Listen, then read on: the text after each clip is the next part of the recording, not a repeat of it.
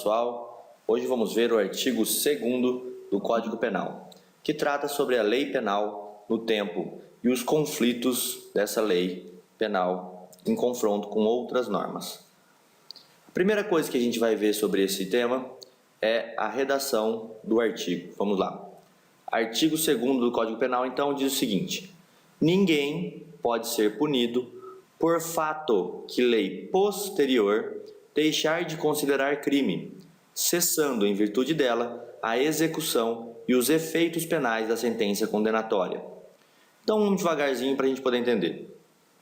Ninguém pode ser punido por fato que lei posterior deixar de considerar crime.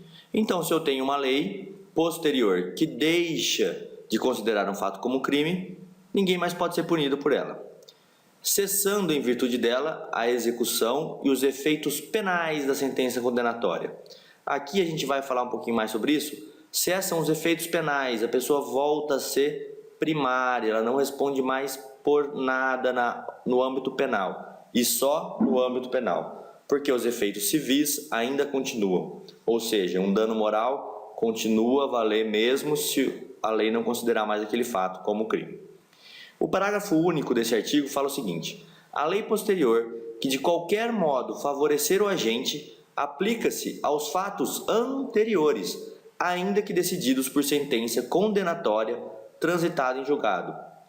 É o que a gente viu no artigo 1º, é a retroatividade benéfica da lei, que está também no artigo 5º, inciso 40 aqui da Constituição Federal, que fala o quê? A lei não retroagirá, salvo para beneficiar o réu. Desse artigo 2º, a gente vai ter 4 implicações dele, estudando já aqui os conflitos de lei no tempo. Quais são esses 4 itens que a gente vai estudar hoje? Vamos devagarzinho, vamos começar pelo primeiro deles. Abolitio criminis. O que é isso? Abolitio criminis. Abolitio criminis, senhores. O próprio nome já diz. Se a gente olhar bem o nome, a gente vai conseguir entender o que é isso. É abolição do crime. Sem crime, tirar o crime, não ser mais crime. É o que está aqui no caput. Ninguém pode ser punido por fato que lei posterior deixar de considerar crime. Isso é abolitio criminis. Uma lei que vem para tirar um fato que já era crime. A lei nova descriminaliza o crime que até então estava vigente.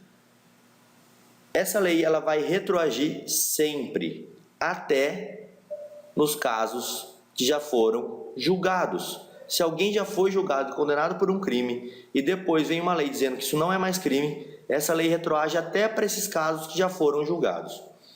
Vamos fazer um desenho para que a gente possa entender bem o que acontece aqui então nesse fato. Primeiro vamos fazer a nossa linha do tempo. Aqui está a nossa linha do tempo, tá certo? Vamos dizer então que aqui, bem no comecinho, eu tinha uma lei que definia o crime de adultério, certo? Então, bem no começo eu tinha uma lei que definia o crime de adultério. Um pouco mais para frente aqui, já no ano de 2003, o nosso elemento cometeu um fato.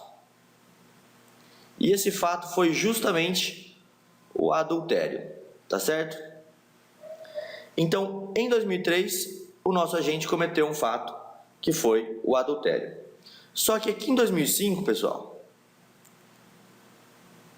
em 2005 surgiu uma lei nova que falou que o adultério não é mais crime.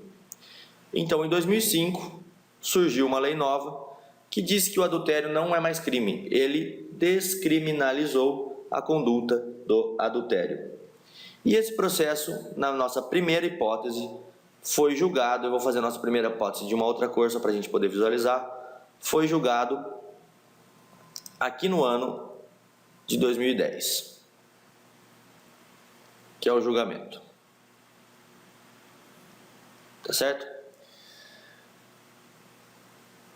Bom, pessoal, o que ocorre aqui então?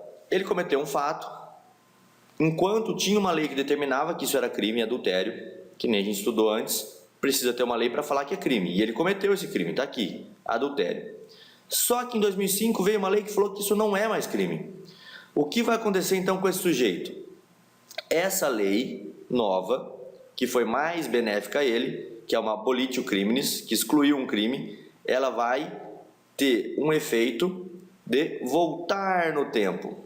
Ela vai voltar no tempo e vai atingir todos os fatos que ocorreram para trás dela, inclusive o fato cometido pelo nosso sujeito X. Então o X, no dia que ele for julgado aqui, ele não vai mais responder por esse crime, vai ser extinta a punibilidade dele, ele vai estar livre, leve e solto. Aqui no julgamento, o X não é condenado, tá certo? Ele é extinta a punibilidade dele, ele não responde mais por nada. Mas vamos complicar um pouquinho, e aí a gente vai usar uma outra cor para vocês entenderem aqui o que eu quero explicar. Aqui, ó, nesse ponto tracejado, ocorreu o julgamento do réu. Esquece agora aqui 2010. O julgamento dele ocorreu em 2004. Tá? E ele foi aqui, o X foi condenado. Tá? Nós temos uma condenação para o X aqui em 2004. E ele começou a cumprir a pena dele, desde 2004 ele estava cumprindo a pena dele. Tá certo? Ninguém fez recurso. Em 2004 mesmo, a sentença dele foi confirmada, ou seja, não cabia mais recurso, e ele estava cumprindo a pena dele nesse espaço azul. E agora, o que acontece então, se em 2005 surge uma nova lei que diz que o adultério não é mais crime?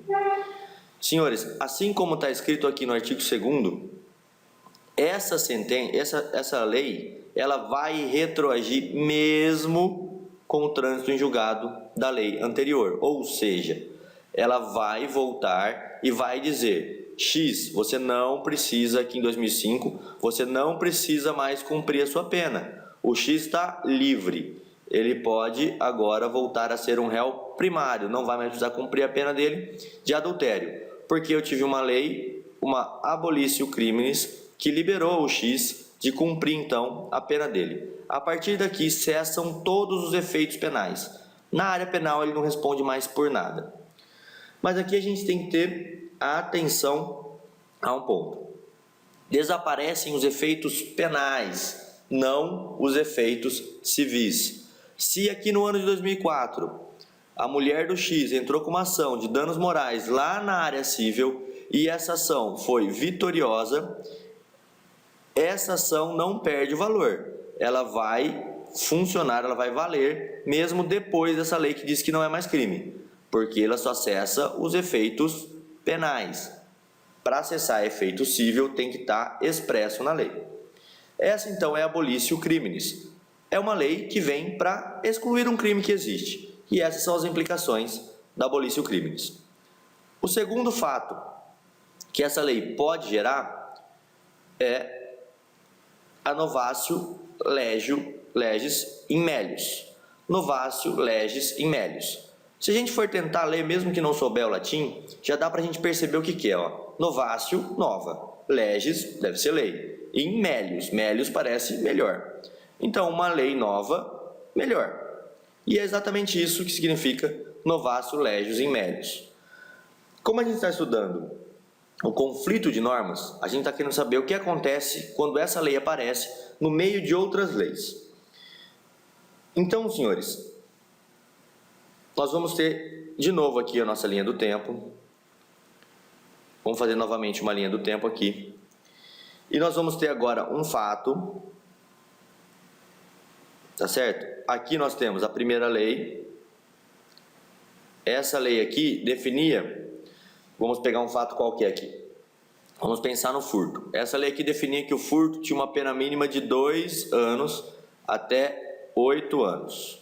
Tá certo? Furto.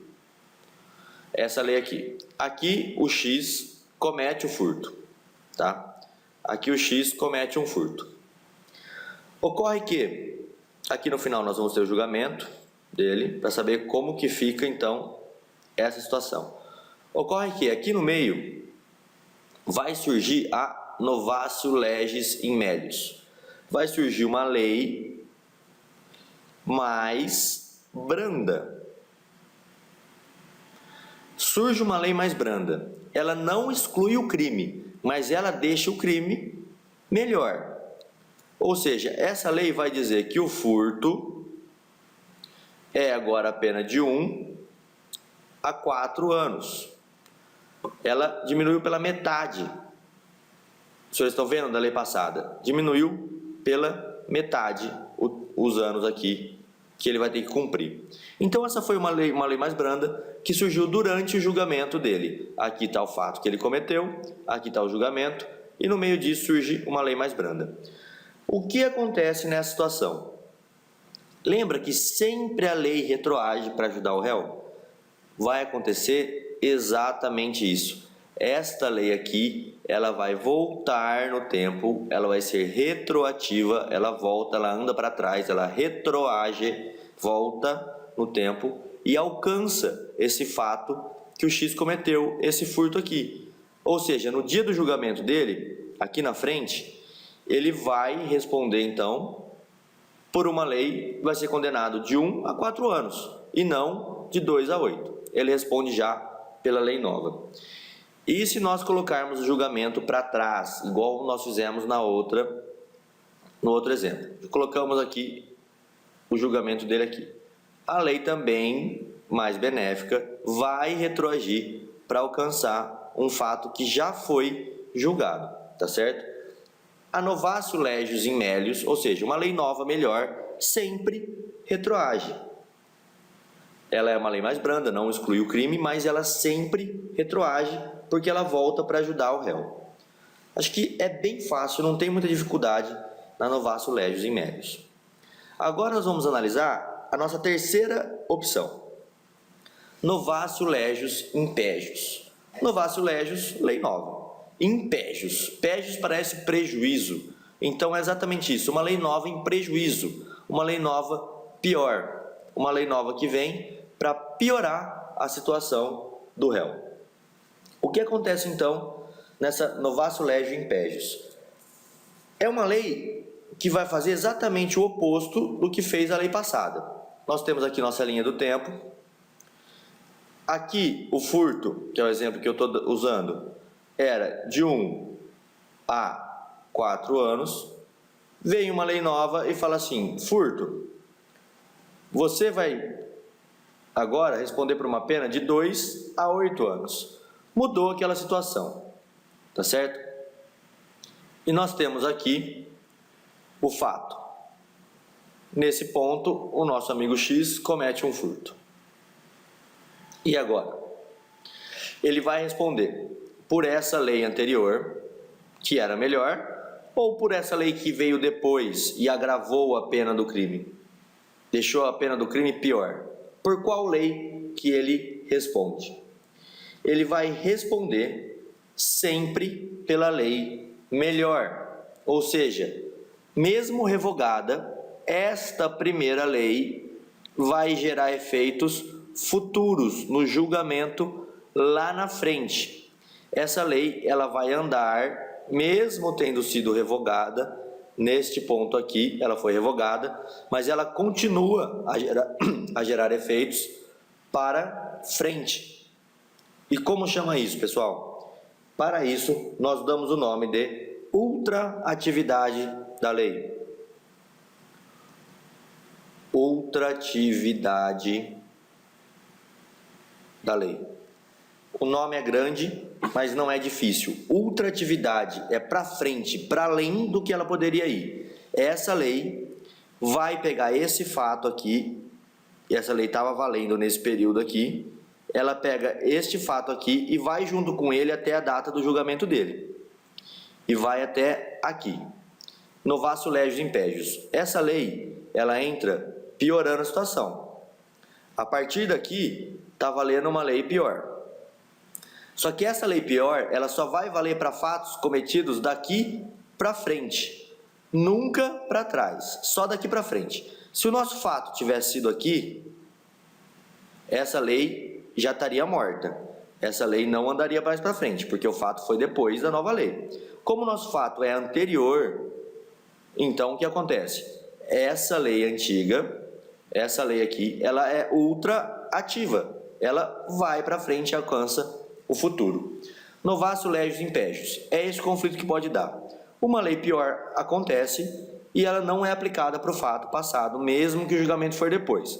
Se o julgamento tivesse sido aqui, aí fica mais fácil ainda de entender. O julgamento foi quando estava essa lei melhor, então nem se fala em aplicação dessa outra lei. Só para fatos que aconteceram para frente dela. Nunca fatos que ocorreram para trás. Aqui eu quero abrir um pequeno parênteses para ver com vocês uma coisa que é um nível 2, mas que também não é difícil, tá? Nós vamos ver dois fatos. Dois fatos ainda falando aqui da Novatio legis impégios.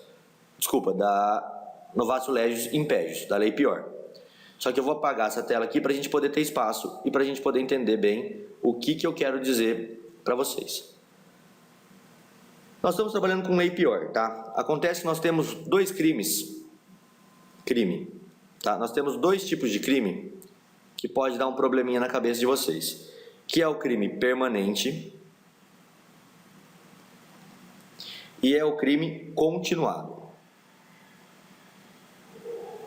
Isso aqui a gente vai explicar depois, mas só para entender. Crime permanente é aquele que dura durante o tempo. Por exemplo, um sequestro. Ele começa hoje e vai se estendendo enquanto durar o cárcere ou o sequestro. Crime continuado. Vários crimes um atrás do outro, da mesma forma. O que acontece nessas duas situações quando a gente tem a Novatio legis impégios? Ó, o fato foi aqui. Esse fato se prolonga no tempo.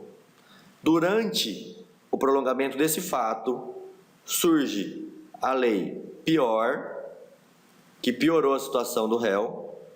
E agora, pessoal, essa lei pior, ela aplica para esse fato aqui para trás ou ela não aplica? Somente no caso desses dois crimes, permanente e continuado, essa lei pior vai valer desde que a permanência ou a continuidade do fato não cesse antes dela, ou seja, não acabe antes dela. Se o fato parar por aqui, aqui acabou o sequestro, essa lei não aplica, mesmo que o julgamento tiver ocorrido aqui. Vou mudar a cor da caneta para vocês entenderem. Se esse fato parar aqui, aqui foi onde acabou o sequestro, o julgamento vai continuar no mesmo lugar.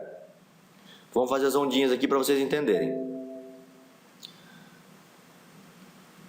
Essa lei aqui cessou, então, o fato. O que acontece? Essa lei pior vai aplicar aqui. Ela vai ter aplicação, porque o fato acaba durante uma lei pior. Deu para entender? Se acabar, se cessar a permanência ou continuidade, se o crime parar antes da lei pior, não aplica ela. Se parar depois, aplica ela. É essa que é a pegadinha aqui, porque a lei nunca retroage, e vocês podem ver que ela não retroagiu. Na verdade, ela continuou indo para frente, ela vai pegar o crime permanente continuado, porque ele se prolonga no tempo, entendeu? É bem tranquilo. Vamos passar então para a nossa última possibilidade aqui, desse artigo 2º da Lei Penal no Tempo. É a Novatio legis incriminadora, uma lei nova que incrimina uma conduta. A Novatio legis incriminadora, ela vai trazer uma definição de crime. É basicamente o que a gente viu naquela questão passada. Não tem nem nada de complexidade no Novatio legis incriminadora, por conta do seguinte: eu tenho uma lei aqui e eu tenho uma lei aqui, tá certo? Essa lei aqui definiu um crime, definiu o crime de difamação. Difamar alguém. A partir desse ponto, difamação é crime. A pergunta é: essa lei aqui de difamação, ela pode voltar a ser retroativa? Aqui vamos pôr um fato em vez de uma lei. Aqui é o fato, tá? Esse ponto aqui é o fato. Essa lei aqui, difamação, definiu a difamação, ela pode voltar e alcançar uma conduta para trás? Se ela é pior? Só ler aqui, ó, a lei posterior de qualquer modo favorece o agente, aplica-se a fatos anteriores. Mas se ela for pior, o que acontece com ela? Não aplica. A lei só volta para beneficiar o réu. Não volta. Essa lei aqui, ela só vai ter aplicação para frente. Se o fato ocorrer aqui, você vai responder. Se o fato ocorrer aqui, você não vai responder. Tá certo? A novatio legis incriminadora é só isso. Então, olha só, um artigo que parecia complicado, que gera várias e várias hipóteses, é bem simples se a gente for olhar ele com calma.